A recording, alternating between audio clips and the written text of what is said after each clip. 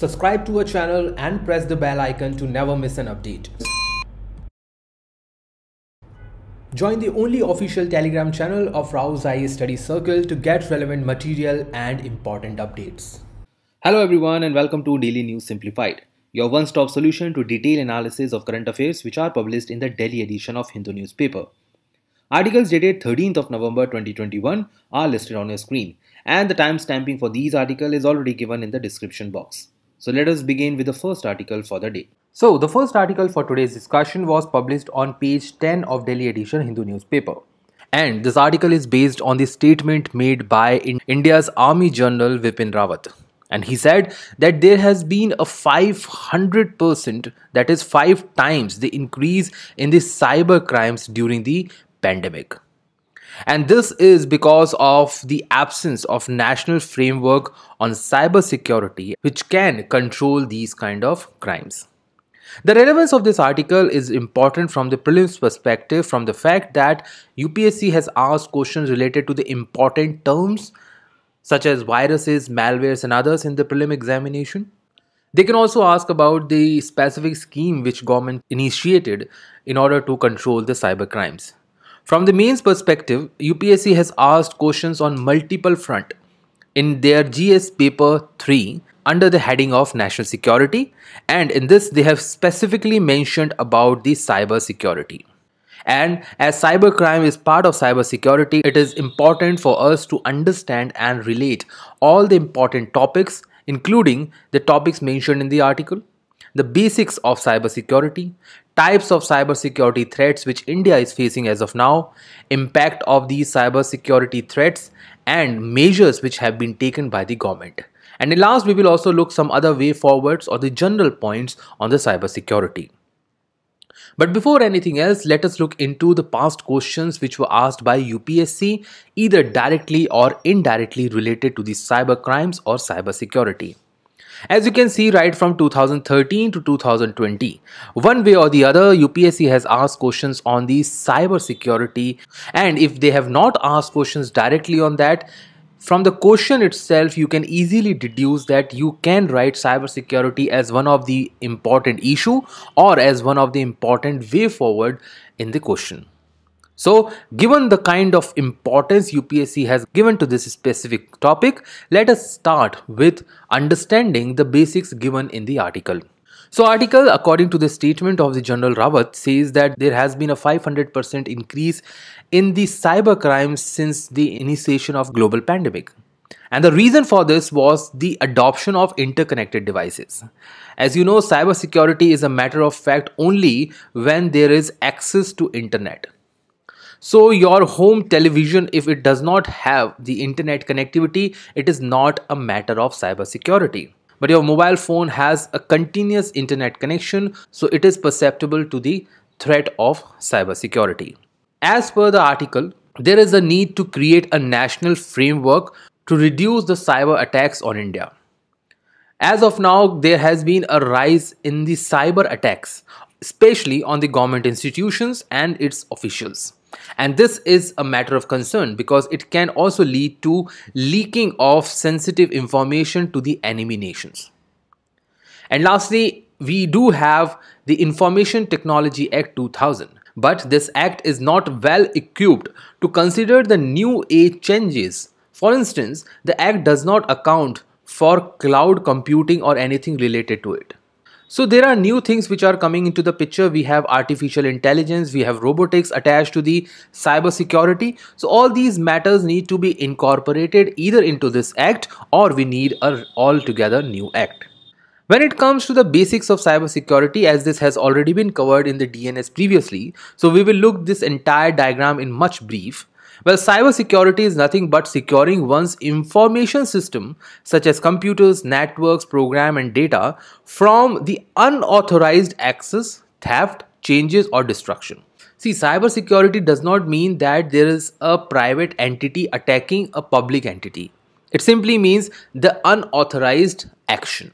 So if it is an unauthorized action by one nation on the other, by one government on the other, and in fact by the government on the citizen, it will all amount to cyber security. So this will include protection to the critical information infrastructure such as banking, finance, power, nuclear facilities, transportation, and many others. There are certain types of cyber attacks based on the motives. First one is the cyber espionage, which includes the spying on critical information. We have cyber attacks, we have cyber terrorism, which is expanding like fire. We have cyber warfare, which is being conducted now between nations. As far as tools are concerned, well, first three tools will be discussed very soon, but the last tool, that is hacktivism, is known as the misusing the computer system or the network for socially and politically motivated reason. And this has been conducted in order to attract people during the election process. It is nothing but trying to hack social capital in order to create an activism. Then we have the social engineering. This is the another term which you can use in the mains examination. It shows the process of enticing the people or the user of information to provide the confidential information to the other party. And lastly, we will look into the impact in much more detail. So these are the type of cybersecurities or cybersecurity threats we are facing right now in India. It includes the recent one Pegasus, which is also in the news for political upheaval. We have man in the middle attacks, we have phishings, we have web crawlers, ransomware, malware, and distributed denial of services. So let us look all of them one by one because they are also important for your prelim examination. So the first one is Pegasus. It is nothing but a surveillance spyware that enables the remote surveillance of a mobile phone. So the hacker can get access to all your mobile, to all your contacts, to your photographs, to videos, the browsing history, everything else. And this is the biggest threat to this mobile security as of now in the current world. Then we have man-in-the-middle attacks, also known by the name MITM. These are nothing but the malicious actors who inserts himself as a relay or a proxy into the communication session between the people or the system. It is like this. Two people, let's say A and B, are going through a conversation or a communication online. And the third person enters into them and identify each and every aspect of their communication and use this as a potential tool to threaten these people. So this is known as MITM attacks. Then we have phishing, the age-old fraudulent email messaging threat in which the attacker attempts to obtain the victim's personal and financial information through the email IDs. Next we have the web crawler, in which there is an attempt to create a copy of all the visited pages on internet for later processing by a search engine.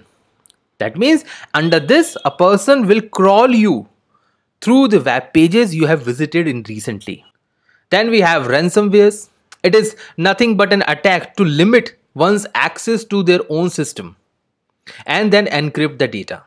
It is like this. A person is using a system A, let's say a laptop, and they have, let's say, 200 gigabyte of storage in which they have photographs, videos, and every information related to their profession. So what this person will do, they will attack on the system and they will encrypt this entire 200 GB of information that this person will not be able to access. And in order to get that access to this 200 GB of information, a person has to pay ransom. And that is the reason why it is known as ransomware. Then we have multiple malwares. Well, malware is nothing but a malicious software and a program that can harm your computer in one way or the other. It includes viruses. The best example is Stuxnet on Iran's power projects. Then we have worms. We have Zafy copy, that is to bypass the captcha system. So if this Zaffa copy is downloaded in your system, that will actually bypass the captcha system which we normally have in order to certify our own identity on internet platform. Then we have Trojan and spywares. And lastly, we have distributed denial of services, which includes an attack that can prevent or impairs the authorized use of an information. It means it denies a person to access their own authorized information in their entire system resources. Then we come to the impact of cyber attack. The first one is loss of integrity in the society. As people create more cyber attacks in the society, there's a generation of trust deficit in the society. It affects the national security system as well as the peace and stability in the country. It also affects the availability, important and relevant information in the country. As we are going through a generation where information is the biggest resource we have right now, so continuous threat of cyber crimes will lose out on the availability of authentic data. It also causes the loss of confidentiality. So once an important information is lost, or once the important information is leaked into the hands of enemy, there is no case of confidentiality. You must have read about the cyber attack and the leak of information of important submarines in India. Then we have the impact of critical information infrastructure. So once there is a cyber crime, cyber attack on the internet system in a country, it will reduce the credibility of critical information infrastructure. This may include your power, this may include your banking system, financial system, and many other critical sectors. It will also lead to the financial loss, as there have been cases of internet banking frauds in the country, especially after the expansion and popularization of e-wallets. It also leads to the impact on data setup in the country. So database management is important in the country, but once there are cyber attack, it also loses the credibility and trust with the people. And lastly, we have the physical destruction. So once all these attacks, financial losses and everything goes on, there is a physical destruction in the IT sector of a country. So if India remains one of the most vulnerable countries as far as US and European reports are concerned, so if India remains on the same list, on the same criteria for next, let's say 5 or 10 years, the IT sector is going to lose on the physical abilities it has right now. So what we have to do? We have to take initiatives in order to control the cyber crimes and promote the cyber security in the country. By now, Government of India has taken numerous initiatives in order to prevent the cyber crimes. This includes the Section 66F of ITA, or Information Technology Act 2000. It deals with the issues of cyber terrorism, denial of access, unauthorized access, computer contamination, and many other important elements related to the cyber crimes. We have National Critical Information Infrastructure Protection Center, which is functioning under the Information Technology Act and secures India's critical information infrastructure. This includes information related to the financial sector, power sector, nuclear establishment, defense sector, and many other. It functions under NTRO. Then we have created the National Cybersecurity Policy, and this was also asked by the UPSC in the mains examination. As you can see, in 2015, UPSC has asked questions related to the National Cybersecurity Policy 2013.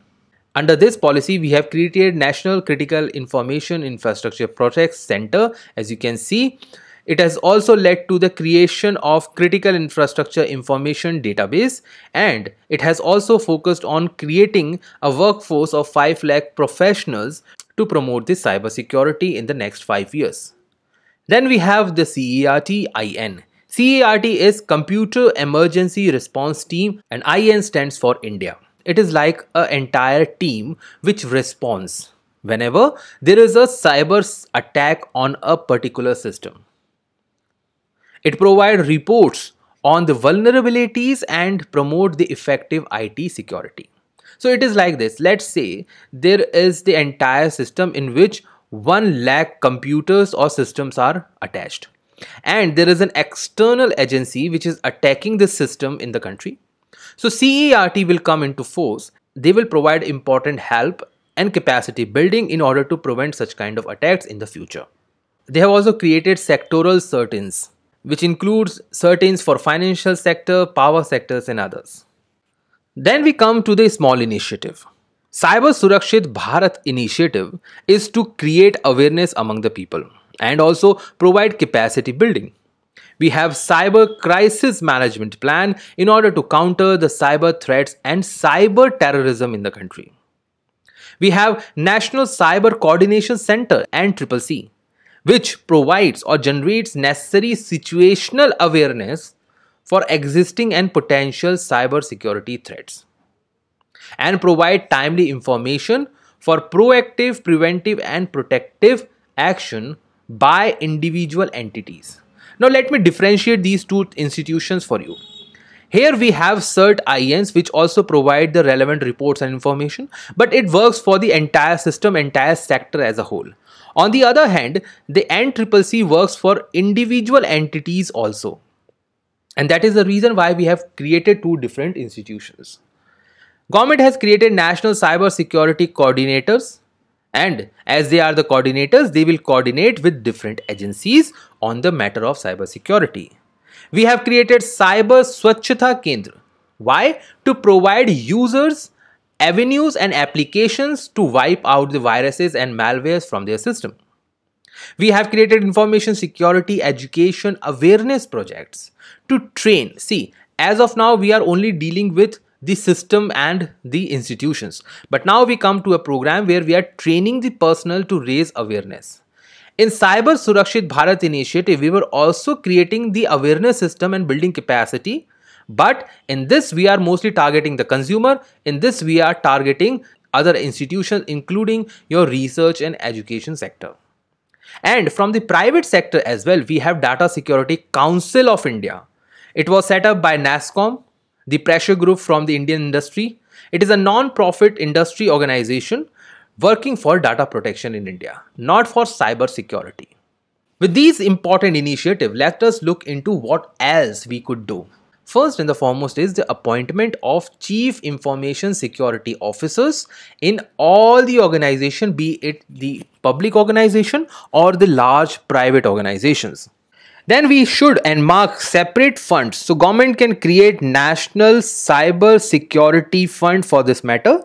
And this fund will be utilized to upgrade the technologies and upgrade the capacity building of the professionals. Government can also provide tax incentive to those companies which are upgrading their information infrastructure and can improve the investment in the research and development. Government can also start a program on the lines of Pulse Polio program to create awareness among the people. You must have known by now that Pulse Polio Abhiyan to create awareness among the people is one of the most successful program of the Government of India as far as awareness is concerned. The same is true with the Swachh Bharat mission to create awareness among the people about sanitation. The same kind of approach can be adopted in the cyber security also. We also have to come up with the stricter regulatory compliance for private as well as the government entities, especially the case of social media these days. India should also start with universalizing the cyber insurance to protect the critical assets in the country.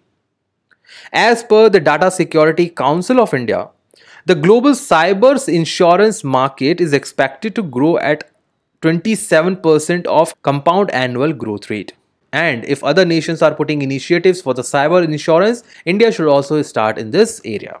Now we come to the practice mains question.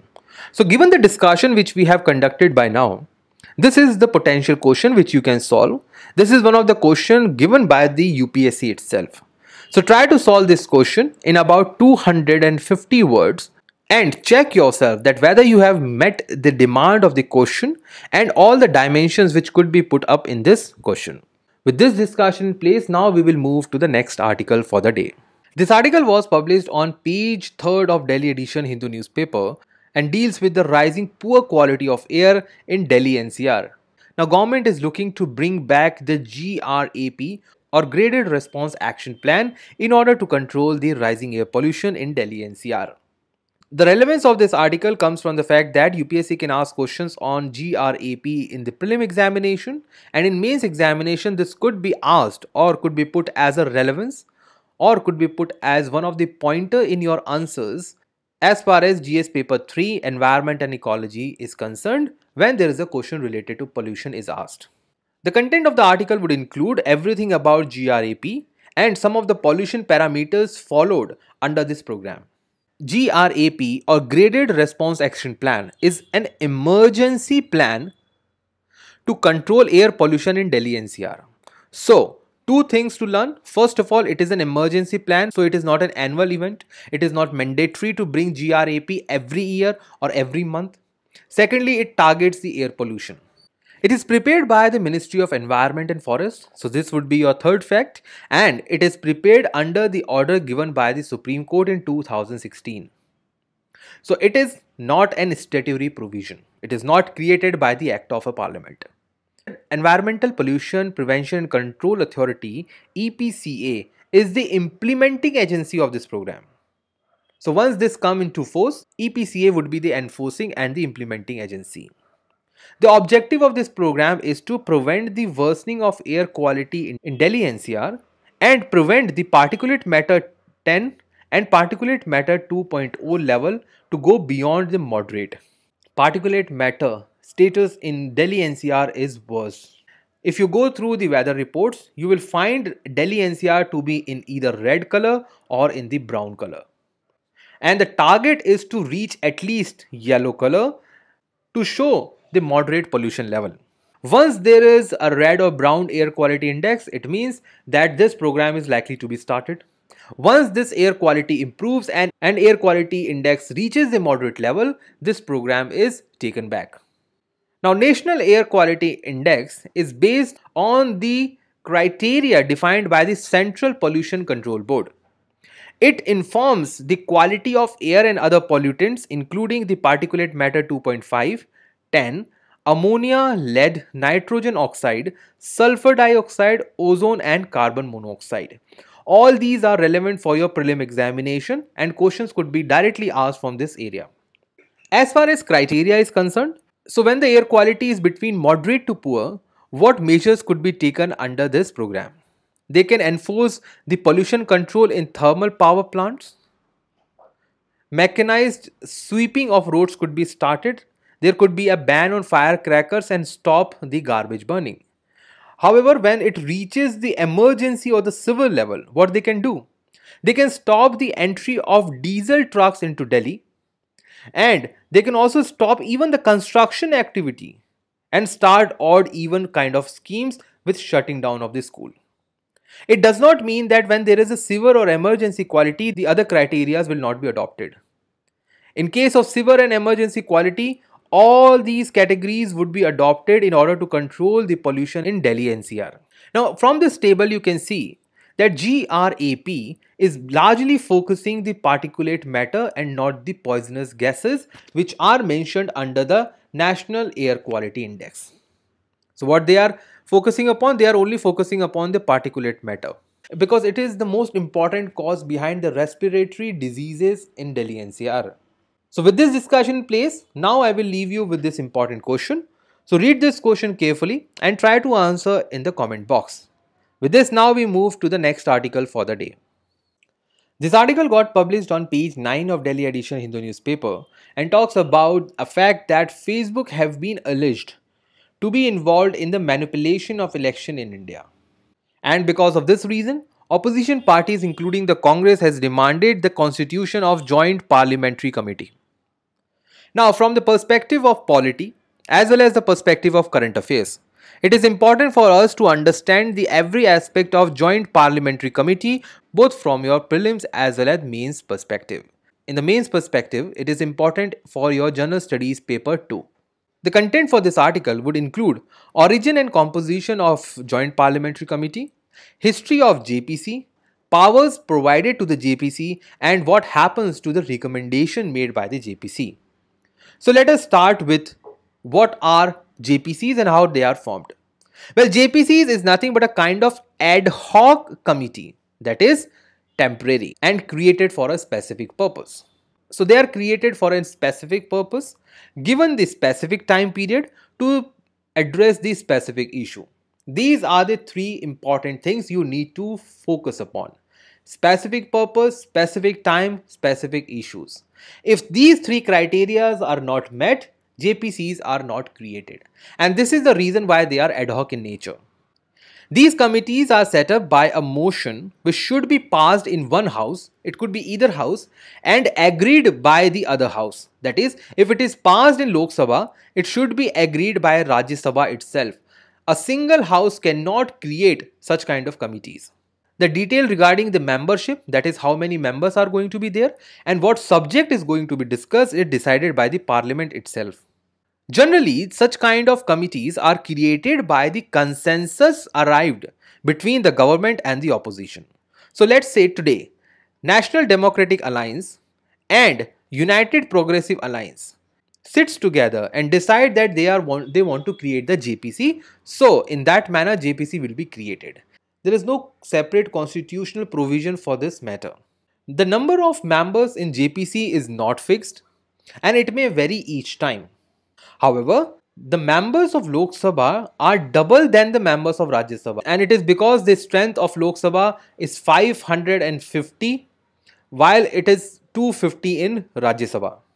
And secondly, it is not fixed that JPC demand will always come from the opposition. For example, in stock market scam 2001 and in pesticide residual in soft drinks 2003, JPCs were actually created by the government in Lok Sabha itself. And lastly, Speaker of Lok Sabha and not the chairman or deputy chairman of Rajya Sabha has the final word in case of dispute over the calling for evidences. Now, why we are talking about evidences? What are these evidences and why Speaker has power on these evidences? Well, we will discuss that very shortly. But before, let us go through the brief history of JPC.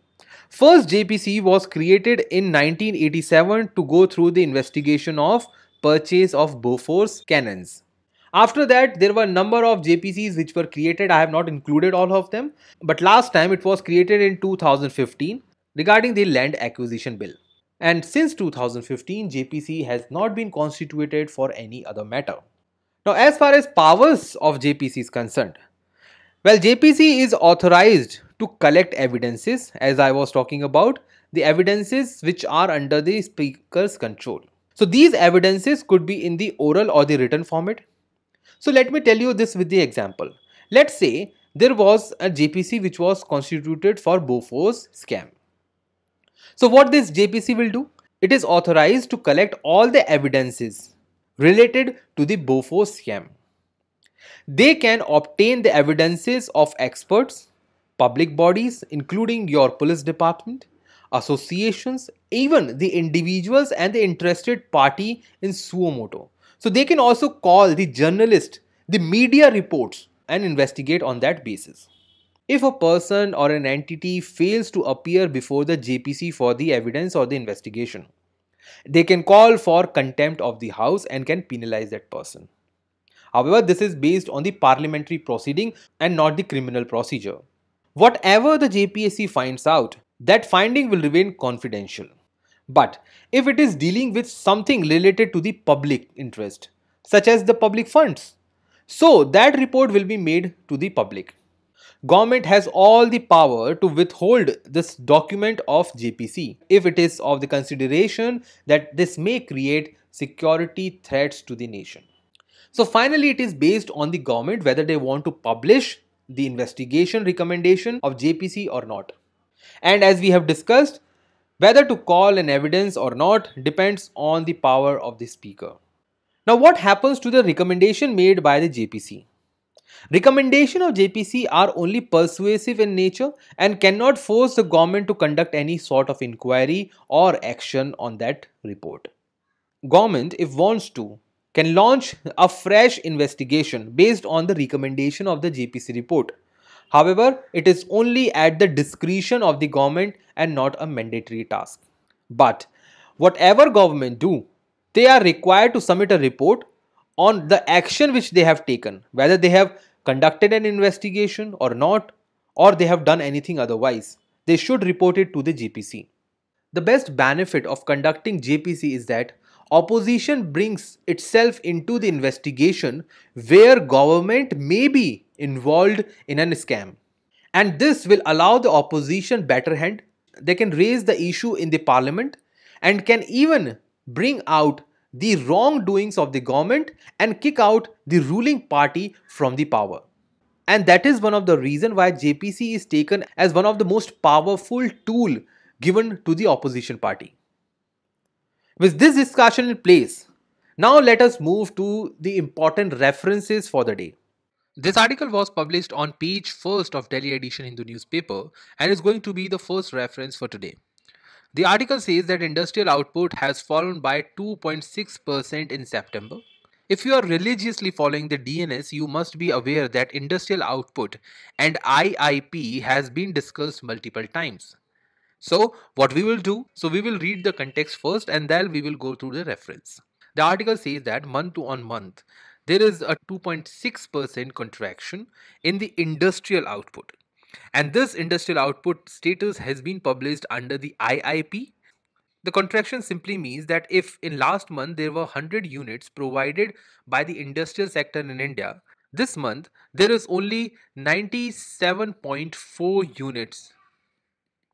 So this is the real contraction between 2 months. If you want to learn more on IIP and other aspect of core industries, you should follow the DNS dated 12th of September 2020.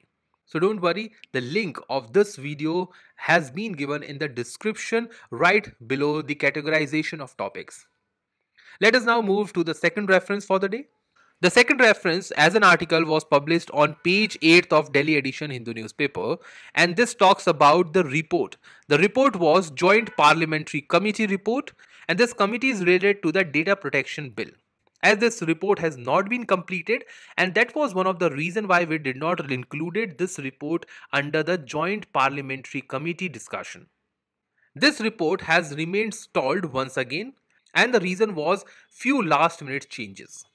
If you want to read more and learn more on the data bill or the data protection bill which was introduced by the central government, you can go through the DNS dated 12th of April 2021.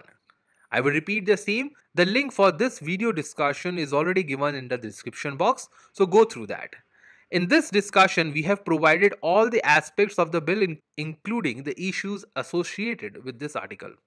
With this discussion in place, let us now move to the last part of Daily News Simplified, that is question of the day. So read this question carefully and answer in the comment box.